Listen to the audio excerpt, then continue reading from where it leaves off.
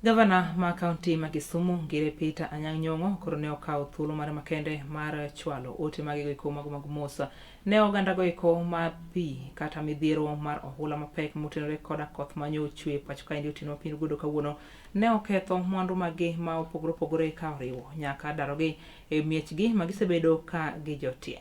Magi ne owacho e kinde nyasnindo mano mar yao ayanga gedo mar gacho kolo nyasombe ne obagi bomanindi mano ma Kisumu kendo ne Osingo mar biro tiyo machiegni koda sirikal mamalo mar neno ni midhiero mar ohula mosebedo ka ineno e pacho ka indi ahinya te kaunti nindi mano ma Kisumu kinde ka kinde ma koth mburore pacho ka indi koro ne to nyalo rumo chutho.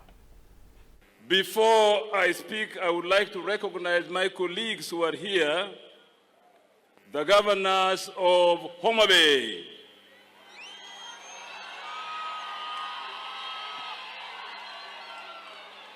you know Mama Gladys Wanga, then the governor of Siaya, no, the governor of Migori, Honorable Dr. Ochilo Ayako, the governor of Busia, my dear friend Otuoma, Paulo. Please feel welcome to Kisumu in joining His Excellency William Samoei Ruto on this great day of opening the standard gauge railway, which will take us to Uganda and possibly to Sudan in the future. I feel blessed and privileged, ladies and gentlemen, to stand before you on this an occasion as historic as today.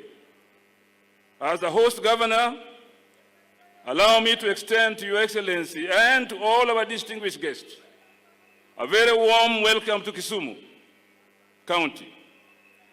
Before I go on, Your Excellency, allow me to express my heartfelt sympathy to the families and households affected by the torrential rains yesterday in parts of Kisumu County and across Kenya. The rains were unprecedented and have had devastating impacts on many communities. I want to assure the people of Kisumu that your government and our administration will make sure that in the future this is controlled.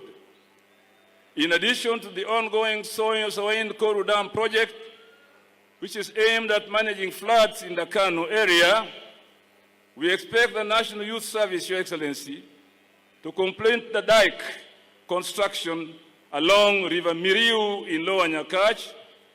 At the same time, Your Excellency, the city management team will actively work to clear drainage systems within the city to mitigate further risks.